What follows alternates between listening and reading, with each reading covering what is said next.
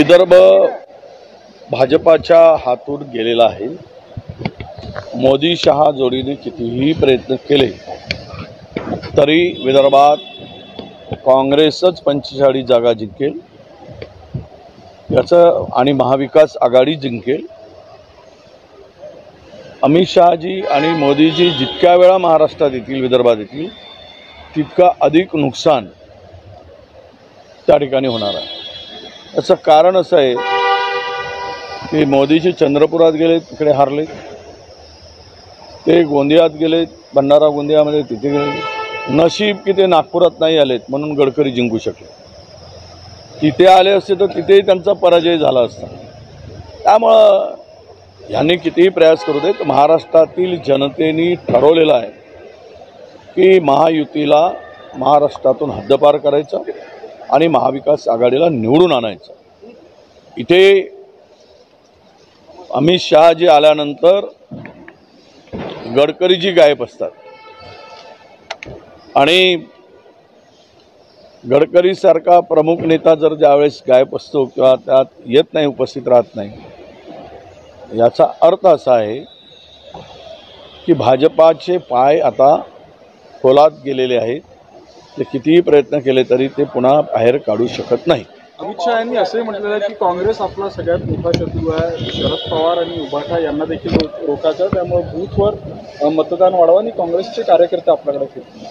आता काँग्रेसचे नाही भाजपचे कार्यकर्ते काँग्रेसकडे येत आहेत, त्यामुळे त्यांनी आमच्याकडे आता इनकमिंग होईल, जे त्यांच्याकडे इनकमिंग होती आता तिकडे अवकाळी पावसाची झड पोचते आणि इकडे इनकमिंग सुरू होते आहे।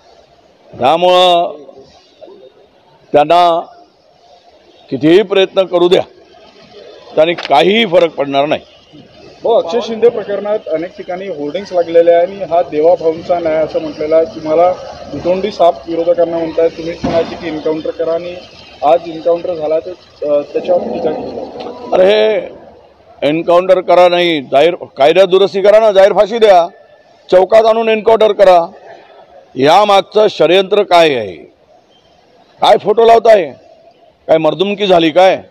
तो त्यांचा एक खासदार म्हणतो शिंदेचा, एकनाथ शिंदेचा, ते श्रेय घ्यायला बघतात। एखाद्याचा जीव घ्यायचा तो बेकायदेशीर, कायद्याने त्याला सजा द्यायला पाहिजे, कायद्याने तो शिक्षेस पात्र ठरायला पाहिजे। हे सोडून ज्या पद्धतीनं एन्काउंटरची भाषा करतायत हे केवळ भाजपच्या आणि RSSच्या लोकांना वाचवण्यासाठी त्याचा एन्काउंटर केला आहे। हे काय मर्दुमकी केली नाही, त्याच्या मागचं षडयंत्र जे आहे ते मुळात हे आहे। कारण दोनही हात त्याला संध्याकाळी बाहेर काढायची काय गरज होती? याच्या मागची चौकशी होईल की आम्ही बोलू, त्या संदर्भात न्याय मागू, परंतु आम्हालाच हे सगळं या प्रकरणात हे दिसतं की तुम्ही कायद्याने त्याला सजा देणं। आज संस्था चालक घरात बसून मस्तपैकी आराम करत आहेत आणि पोलीस सांगत आहेत की ते फरार आहेत। ते कोण आहेत? ते RSS आणि भाजपची लोक आहेत।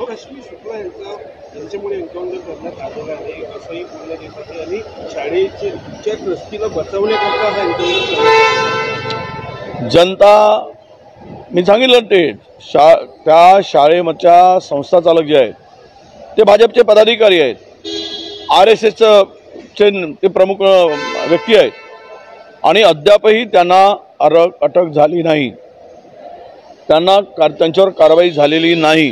का केली नाही? माझा दावा आहे ते घरात बसून आहे, पोलीस त्यांच्यापर्यंत जात नाही, घरापर्यंत जात नाही, चौकशी करत नाही, अटक करत नाही।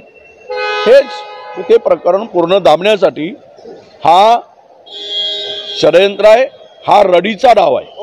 महिलांचे मतं मिळवण्यासाठी लाडकी बहीण योजना आणलेली आहे असं काल भाजपच्या एका आमदारांनी बोलला। म्हणजे खायचे दात आणि दाखवायचे दात आता उघड झाले।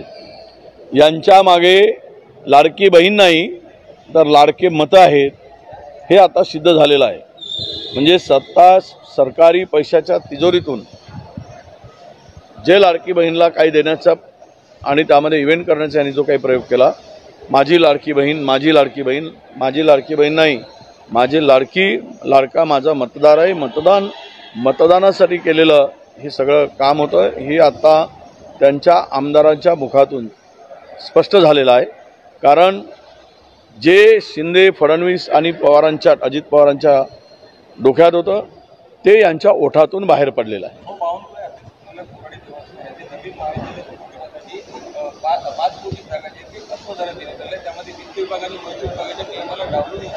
नाही, ते जमीन खाण्यामध्ये तर हे लोक हे फार वस्ताद आहे.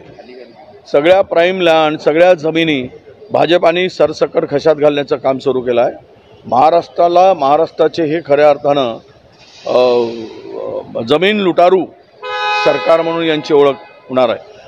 पूर्ण प्राईम लँड, सगळ्या शहरातल्या जमिनी त्यांच्या संस्थांना, त्यांच्या मोठमोठ्या डेव्हलपरला, बिल्डरला 25% दराने रेडी रेकनरच्या. आमच्याकडे जवळपास सांगितलं मी 5 लाख कोटीच्या जमिनी यांनी आतापर्यंत वाटलेल्या आहेत.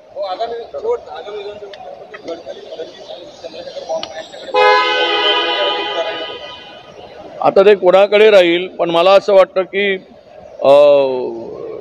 ते नागपुरांच्याकडे धुरा राहिली, नागपूरच्या भाजपकडे,